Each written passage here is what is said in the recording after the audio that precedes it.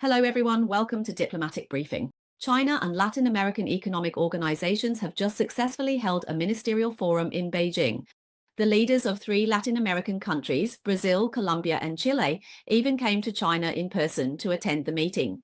Western diplomatic circles believe that this is a joint effort by China and Latin American countries to counter the United States' anti-globalization trade protectionism after the U.S. launched so-called global reciprocal tariffs, and even a move to oppose American-style hegemony.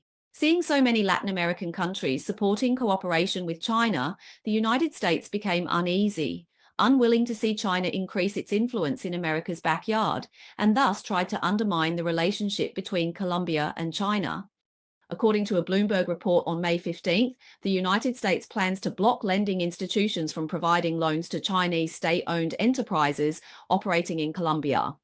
In a statement, the U.S. State Department's Bureau of Western Hemisphere Affairs said that the United States will strongly oppose the Inter-American Development Bank, IDB, and other international financial institutions granting project loans to Chinese state-owned enterprises in Colombia and other Belt and Road countries in the region. The department claimed that these projects threaten regional security and that international organizations should not, in any form, use American taxpayers' money to subsidize Chinese companies in the Western Hemisphere. In 2019, Xi'an Metro and China Harbor Engineering, as a consortium, successfully won the bid for the Bogota Metro Line 1 project. This is the first rail transit project in Bogota, the capital of Colombia, and also the first urban rail transit construction and operation project in the Americas that China has participated in. It is expected to officially begin operation in 2028. According to reports, the Inter-American Development Bank, the World Bank, the International Bank for Reconstruction and Development, and the European Investment Bank are providing funding for this project. Although the contract for Bogota Metro Line 2 has not yet been officially signed, the Latin American Development Bank, CAF, had previously pledged to provide partial financial support. Enrique Peñalosa served as the mayor of Bogota from 2016 to 2019 and was responsible for signing the metro contract. He said that the funding for the Metro Line 1 project has no legal basis and can be terminated. However, he stated that if a Chinese company wins the bid for the Metro Line 2 project, the United States may block the financing. The report pointed out that this move by the United States came after Colombian President Petro visited China this week and pledged to seek closer ties with Asian economies. On the 12th, Petro arrived in Beijing, beginning his visit to China. On the 13th, he attended the 4th ministerial meeting of the China Community of Latin American and Caribbean States Forum. On May 14, China and Colombia signed a cooperation plan for the joint construction of the Belt and Road Initiative and announced the signing of an agreement on economic development exchanges. That same day, Colombian President Gustavo Petro praised the agreement on the X platform, stating that it marks a historic shift in their diplomatic relations. He wrote, "From now on, Colombia will engage with the world on the basis of equality and freedom." Over the 45 years since establishing diplomatic ties, Colombia has become China's 5th largest trading partner in Latin America, with China consistently ranking as Colombia's 2nd largest trading partner for years.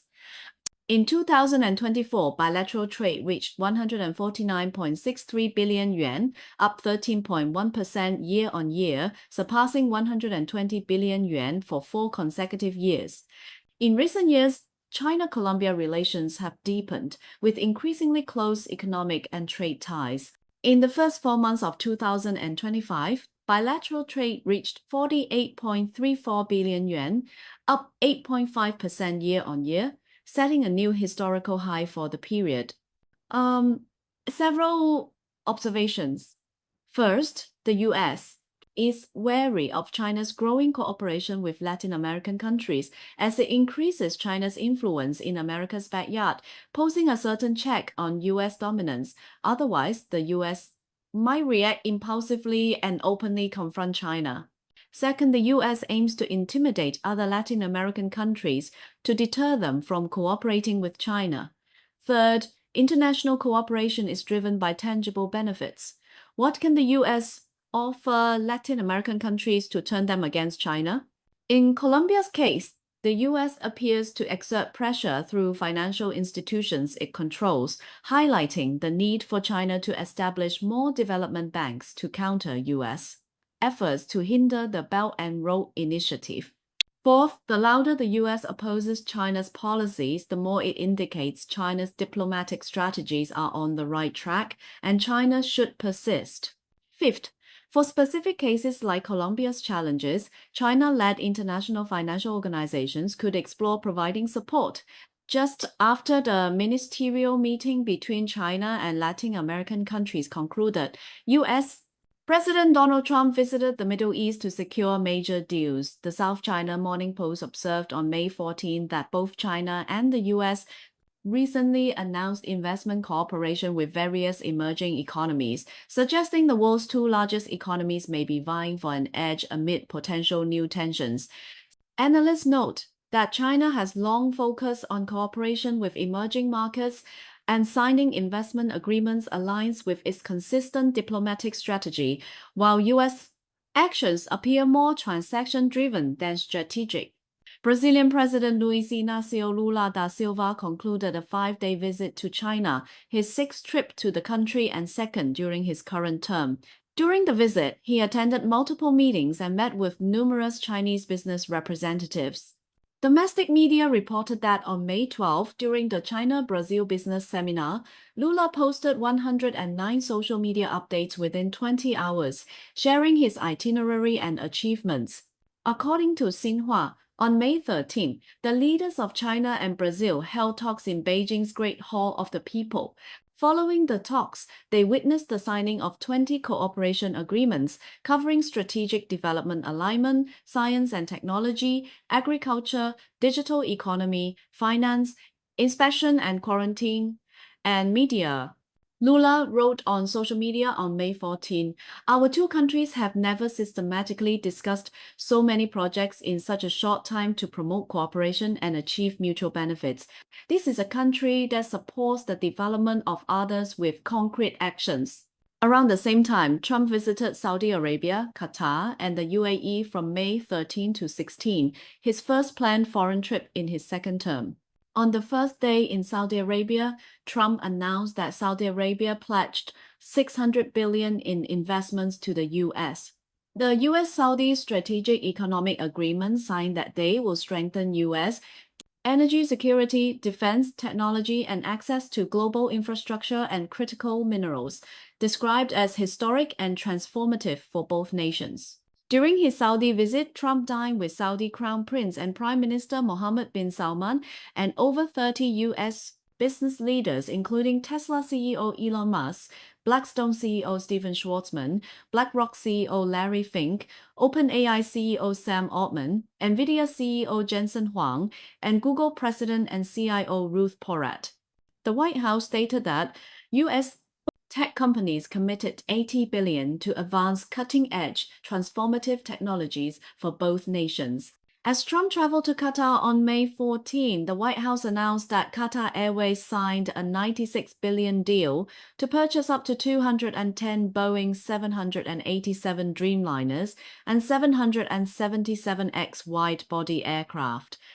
The White House also noted that Trump secured agreements with Gulf countries totaling over $243.5 billion, laying the foundation for an estimated $1.2 trillion in future economic exchanges. Analysts suggest that China has built strong ties with emerging markets, and the new agreements with Brazil reflect the consistency of its diplomatic strategy. Eric Peterson, senior advisor at the Conference Board's China Center, said China has actively strengthened ties with Latin America and the Caribbean for years as part of a broader strategy to connect with the global South. In the context of intensifying U.S.-China competition, this has become increasingly important for China. Before the latest China-Brazil agreements, last year, Zilia, the Brazilian subsidiary of Chinese memory chip leader Lexa, a key client of U.S.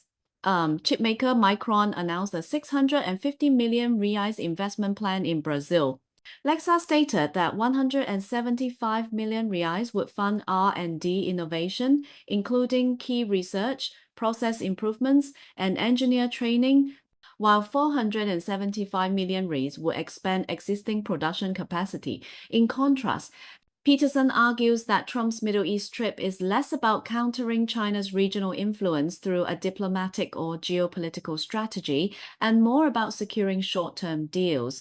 Forbes commented on May 14 that Trump's Middle East visit has focused on economic investments rather than a broader geopolitical strategy. Some U.S. media have noted that the actual value of U.S. agreements with Gulf countries is far less than what the Trump administration claims. The New York Times reported on May 13 that while Trump claimed $600 billion in Saudi agreements, White House details show only $283 billion, with several projects predating his presidency. Some question whether Gulf countries can deliver these figures in real money.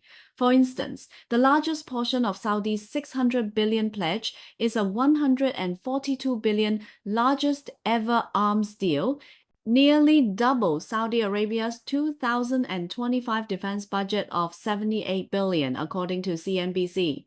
U.S. media also point out that while Saudi Arabia benefits from oil wealth, its economy is heavily impacted by global oil price fluctuations. Trump's stated desire for lower oil prices conflicts with Saudi Arabia's need for high oil revenues to fund its economic transformation. CNN noted that recent oil price declines are partly due to Trump's tariff policies. The U.S.-China rivalry has become increasingly overt.